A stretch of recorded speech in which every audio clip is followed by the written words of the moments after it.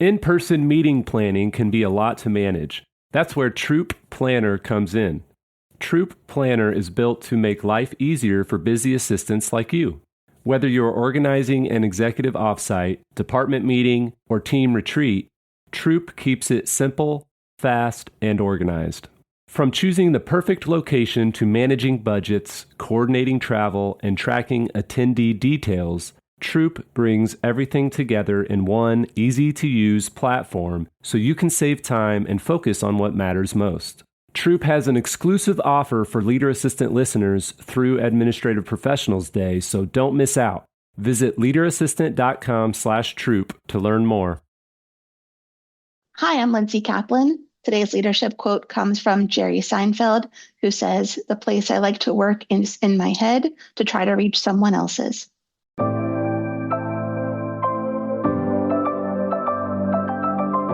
The Leader Assistant podcast exists to encourage and challenge assistants to become confident, game-changing leader assistants.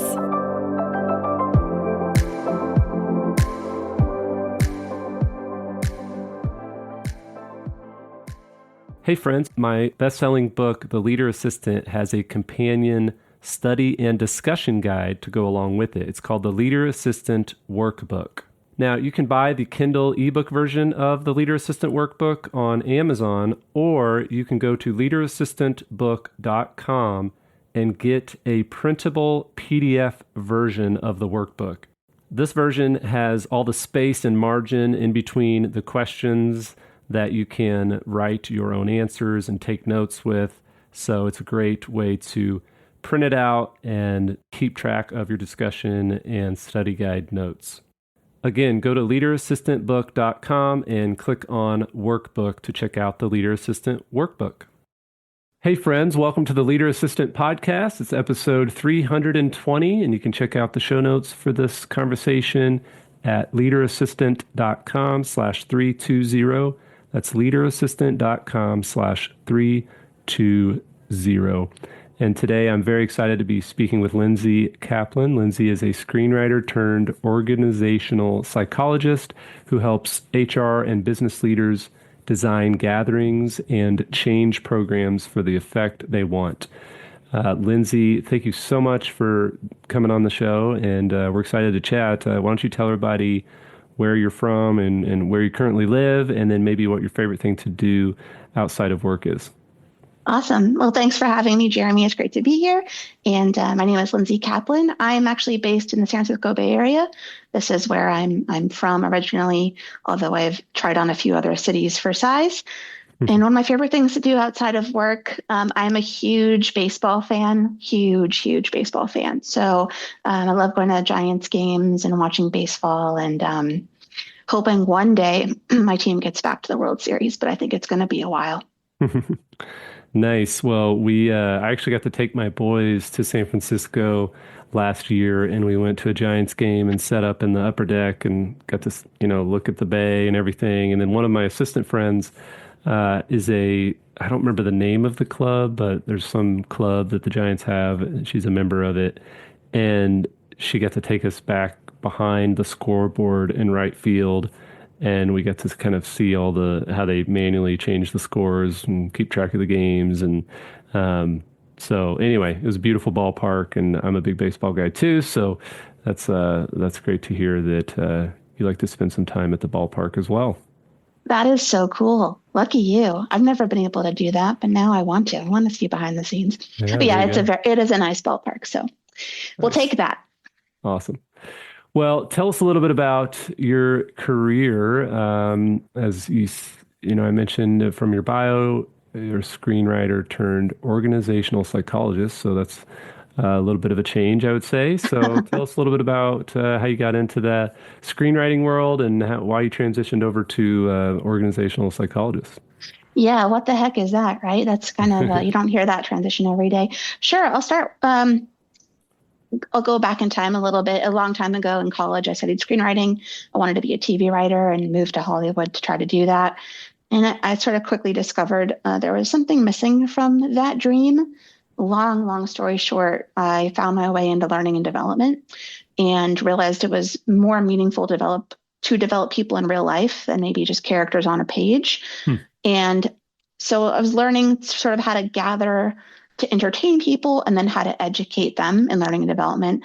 And then I went and got my master's in organizational psychology, where, amongst other things, I learned how to gather people for transformation. And, over the course of my career, which now spans about 20 years, the gathering theme has been consistent. So how do we put people in our room and give them a piece of content and hope that it sort of changes them?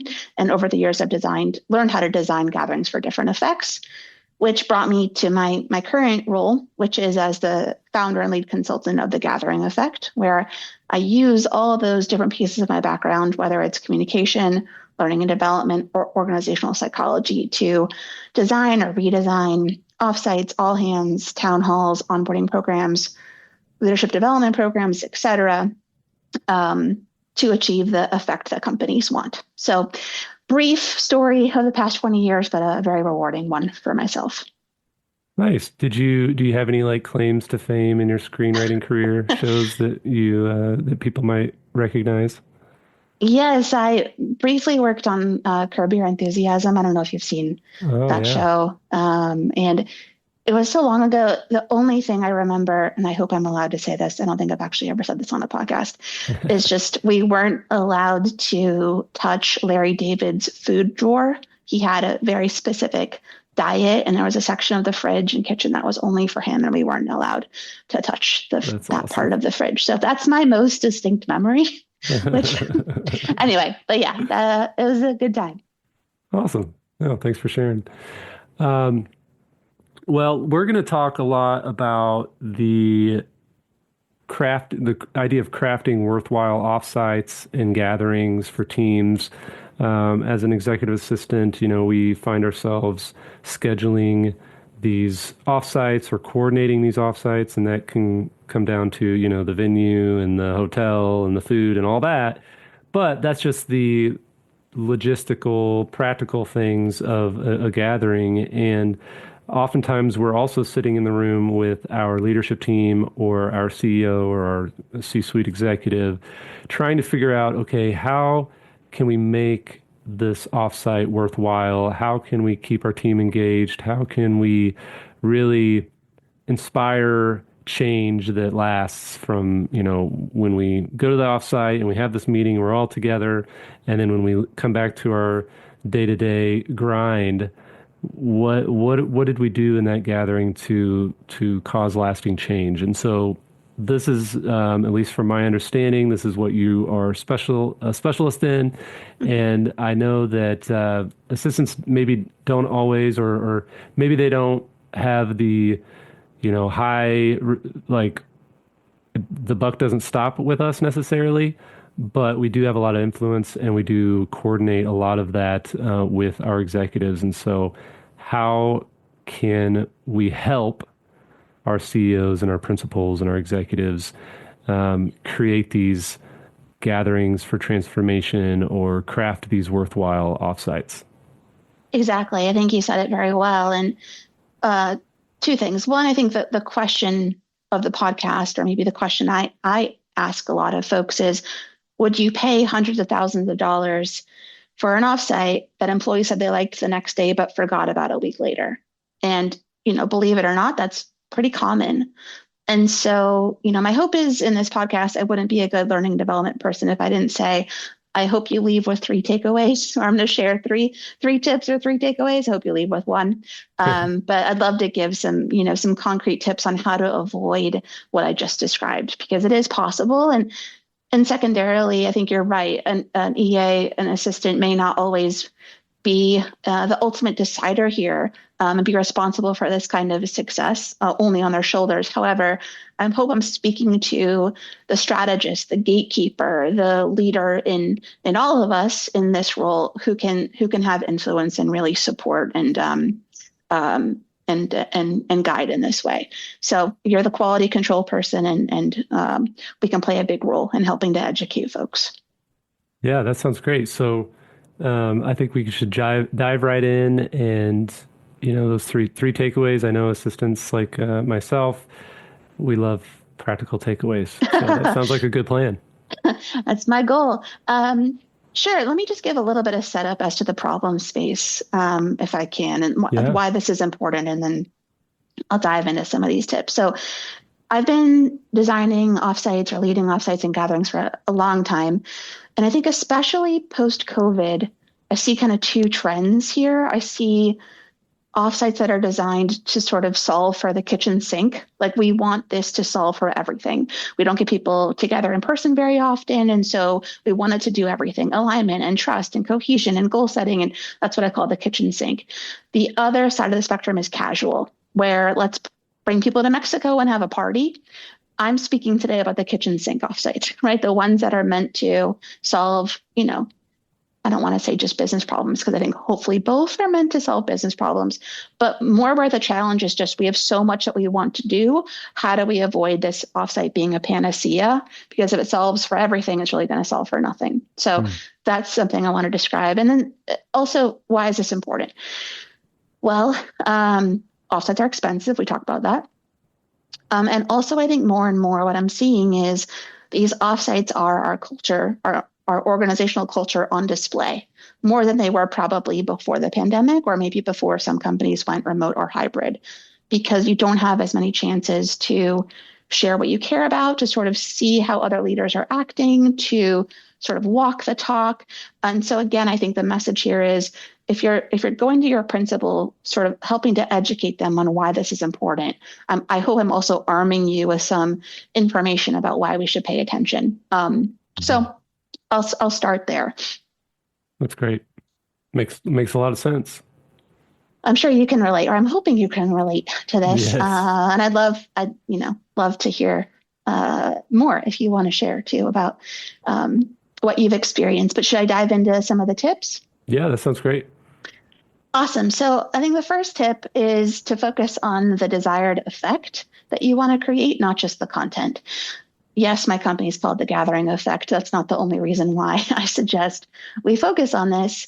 I think what I tend to see, companies come to me and they hand me like a 4-page long agenda or ideas of activities or 12 things they want to solve for the kitchen sink, I should say. And I often remind folks that what we're going for is effectiveness, not just efficiency. And so instead of starting with activities or content or guest speakers or topics, to really help your principal get clear on the desired effect. So what do I mean by that? I mean the so what, the pain points, the what we're solving for, what success looks like. And so, a few ways to do this, or a few ways to sort of help them get clearer, or to ask questions like, fast forward a week or 30 days or 3 months after the offsite, how will we know that we're successful? And can you give me an example? Can you tell me a story of the before and after? We want to, use stories to illustrate what we're going after versus kind of descriptive words or adjectives like cohesion or alignment, because those don't really tell us too much. So if I were to look through a camera lens, how would I know if the offsite is successful? So there's a couple of questions. And then another way to do this is to ask for or source critical incidences that this executive or your principal is experiencing or the company is experiencing. So to really sort of gut check with other people and other stakeholders, is this an issue? Is this what we're solving for? Or again, to get crystal clear on how this shows up for people. The more real and concrete the quote unquote pain, the more motivated people will be to be a part of the solution. And I think what we want to do is create offsites that pull people in and not just push content at them. So I'll stop there, but that's really, I think, a very, very, very important tip that often gets ignored. Yeah, so like instead of, hey, we're gonna overwhelm you with a fire hose of awesome content and speakers and, resources, you're starting with, hey, we're going to walk away from this gathering with, ABC, or here's the problem that we're going to solve with this offsite. Is that kind of what you're saying? Absolutely. And I think it probably sounds obvious. However, I often see this part skipped because it's hard to get clear on this. I think Yeah. Offsite is a very common tool that we use to solve a myriad of problems, but we don't always know like what we're looking for it to do. And so the That's just reason what you're I'm supposed to do, right? Like you're just supposed to get everybody together yeah, and have an offsite. let's have an expensive field trip. You know, yes, I talked about what's at stake, right? But there's more. There's employee trust, there's morale, there's motivation. Asking people to fly across the country and leave their families for a few days. This is something to take very seriously. And the core challenge, I think, of this work is to take what's important to the principal or the executive and help it become important to everybody else. And so getting clear on what we want to solve for and getting people bought into the solution is a really important way to do that. And it happens by spending a little bit more time clarifying the desired outcome. So in our role as strategist, I think, and gatekeeper, I think this is something that we can really help people do. Yeah. Love it. Well said. So that's one tip. And last thing I'll say here is, yes, my background a very, very long time ago was as a screenwriter. It's kind of similar to how you start writing movies. You often want to know what happens at the very end and what happens at the end of the movie, and then you work backwards. Mm-hmm. So who does this character have to meet? What kind of experiences do they have to have? What are they motivated by? You start with the end in mind versus like put people in a room and let's see what happens. So same muscles and principles apply. Yeah. So, that's one tip. And by the way, I'm trying to practice what I preach here, meaning we could talk about a lot of tips, right? But in terms of effectiveness, I want to just leave us just with 3. So the second tip has to do with agendas, which I feel like is probably the thing that many of us look to as like our safety net. Like, let's just get an agenda. Okay, I can help with the agenda. Let's put an agenda together. And I'm going to offer a very controversial opinion, which is an agenda is really the last thing or one of the last things that we should be doing. I liken it to like a bag that you wrap a sandwich in. First, we need all the ingredients of the sandwich. We need the meat and the bread and the lettuce and tomato or whatever it is that you put on a sandwich. It's not the first thing that we do. So a few sort of agenda tips. Once you have your desired outcomes, it's much easier to build an agenda because what you're trying to do is create or suggest or hire for one discussion or activity or experience per outcome and or effect. And I think you're really going for, depending on how much time you have, 2, maybe 3 at the most outcomes, not 12. So once you have those, then your agenda flows from there, right? But you have to make sure that every single thing on your agenda ties obsessively back to one of those outcomes.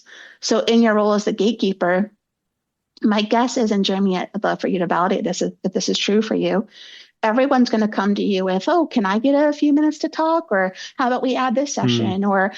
And when you have clarity on your outcomes and your effect, it makes agenda crafting less personal and more purposeful. So you know who to say no to and why, and who to say yes to. And this goes not just to offsites, but town halls and all hands. And it helps you have a really clear litmus test. Maybe I'll pause there and I can offer more on agendas, but see if this is landing. I'm curious. No, I think that's super helpful. I like the idea of one activity or experience per outcome. And that kind of gives you guardrails for not overdoing it and saying, oh, we're going to have these 7 activities and they're all going to have different goals or different outcomes. So yeah, I think that's super helpful and to the point. Love it.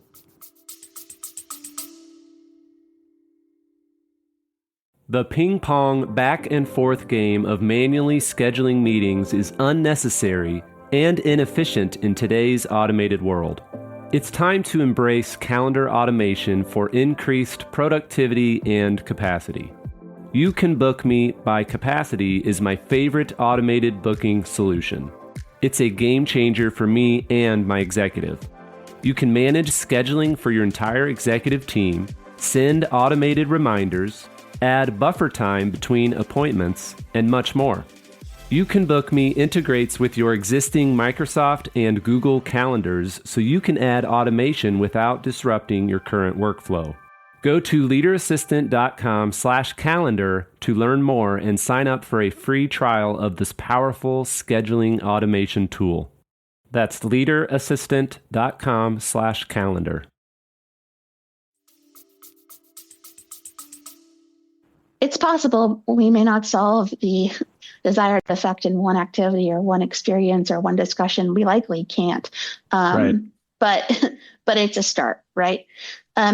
Couple of things to think about with agendas, because I know it's probably the thing we think about when we think about offsites, besides all the planning and logistics that go into it, is maybe think about your agenda as a central question that you're solving. Like, I keep sort of using my screenwriting background here, but I love shows like Severance or White Lotus. I don't know if you've watched these shows. But they have like a central question that the whole series is answering. So with White Lotus, it's usually a question of like who murdered who. There's always a murder at the beginning of White Lotus. Or Severance, which is a great show. I think one of the central questions is what the heck is happening at Lubin Industries. And the reason I'm talking about central questions is it's something that sort of guides or wraps the entire series. It piques curiosity, keeps people involved to find out the answer to the very end. And I think if we can design our agenda or our offsite around a central question, it can be really motivating and help guide the conversation of what we want to include. So maybe consider either creating one central question for your agenda or delineating it by the questions that each section will answer. So, what is our Q4 plan? Or how do we increase trust amongst this team? And again, sort of framing things as questions versus issues gets other people interested and involved in wanting to support and be involved in the solution. So, love it. That's some agenda stuff to consider. Nice. Awesome. Yeah, that's super helpful. I like the question, forming things in questions. I mentioned in my book, and I've in several of my coaching talks and whatnot, the idea that it's like, okay, what are some of the best conversations and most impactful conversations that you've had with people? And there's a recurring theme throughout those, and it's good questions. Like people, or some of the best interviews that you've watched or listened to. It's like the best therapy sessions you've been in. It's like there's always that theme of, okay, someone or both, one or both parties are asking interesting questions to show that you, to guide things, but also to show that you really want to know what the other person has to say. Yeah. And I think a lot, I hear this from CEOs a lot, or executives a lot, which is a version of why don't people care, or why aren't they listening to me? Right. And employees, when I talk to them, they say, well, why doesn't my voice matter? Or how come my voice doesn't matter? And I think, one, as an assistant, one thing to help your principal do is using more questions and statements or turning your agenda from issues into questions does help people feel like their voice matters. And it might be less about being listened to and more about, inspiring or influencing in a slightly different way. So a good communication technique there. And then the third tip, if sounds good to you, is what I call landing the plane. And I like to use a lot of metaphors and analogies here, but we go on airplane trips, and there's always a routine that we follow when we take off and when we land. Put your seatbelt on and put your tray table up and all of that stuff. And what it does is it helps bring the plane safely home. And we have to do the same thing for our offsites. What I tend to see is rushed and hurried endings, or offsites where we pump them full of content and there's no time for questions or debriefing or anything at the end. And, my background in learning and development is about helping people absorb and retain and remember and be motivated by content and experiences. And so this tip is really about helping remind your principal or guide your principal to land the plane. What does that mean? That means, let's say you have a one-day offsite. I would spend the last hour of that day having deliberate time to focus on more integration than just more information sharing.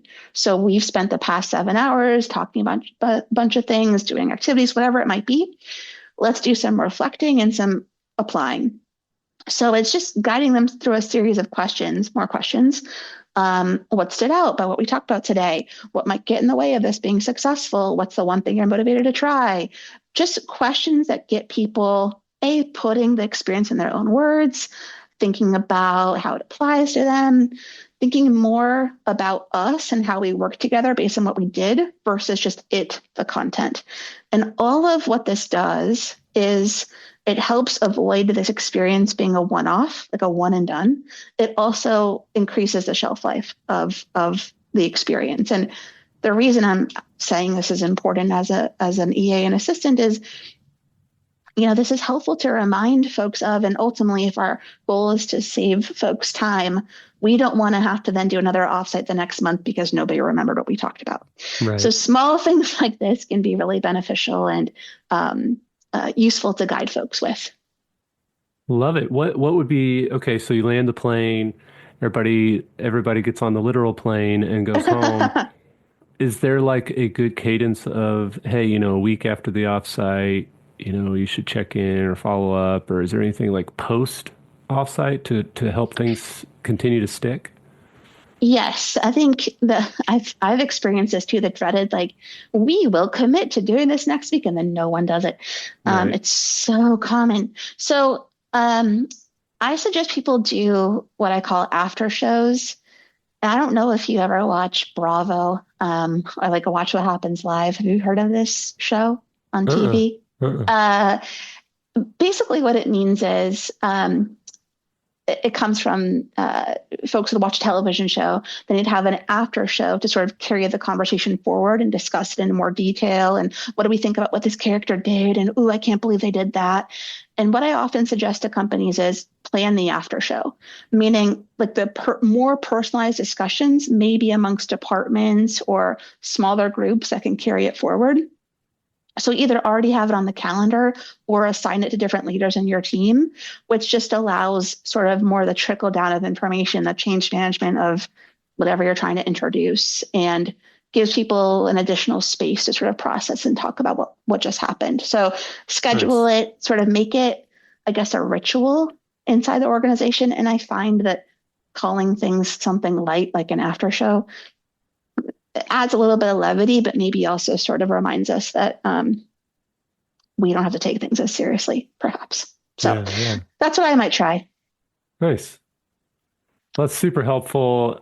Lindsey, thank you so much for sharing those tips. I think that's very, very good as far as when we assistants are involved to whatever extent in planning these offsites or these gatherings or these company all hands meetings, that we can help guide our executives to, make sure they're memorable offsites and they're effective and lasting. And so, thanks so much for sharing those tips. How can I know you've got a book as well? On the way, a book on the way. Okay, yes. Awesome. So what's the best way for people to reach out if they want to connect and learn more about what you're up to? Yeah, thanks for asking. Folks can find me at my website, which is gatheringeffect.com, or they can find me on LinkedIn. Happy to connect and chat. Awesome. I will put those links in the show notes, of course. And for those listening, if you want to reach out to Lindsey, connect with her on LinkedIn and find out more, you can find those links in the show notes at leaderassistant.com/320, leaderassistant.com/320. Lindsey, thanks again so much for being on the show. Is there any last words or final thoughts for the assistants of the world that you'd like to share? I'll just circle back to the leadership quote I shared at the beginning, which is that Jerry Seinfeld one. Yeah. The reason I love that so much is, he says, the place I like to work is in my head to try to reach someone else's. And as assistants, and that's what we can help our principals and executives do, is help them reach others by what's in their head. Offsites are one way to do that, but ultimately, it probably has to do with a lot of the gatherings that we have in our day-to-day work. So yeah, but thanks so much, Jeremy. Thanks for having me on.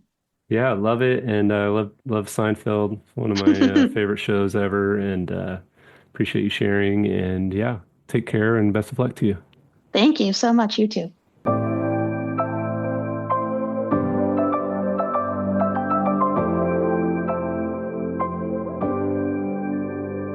Please review on Apple Podcasts.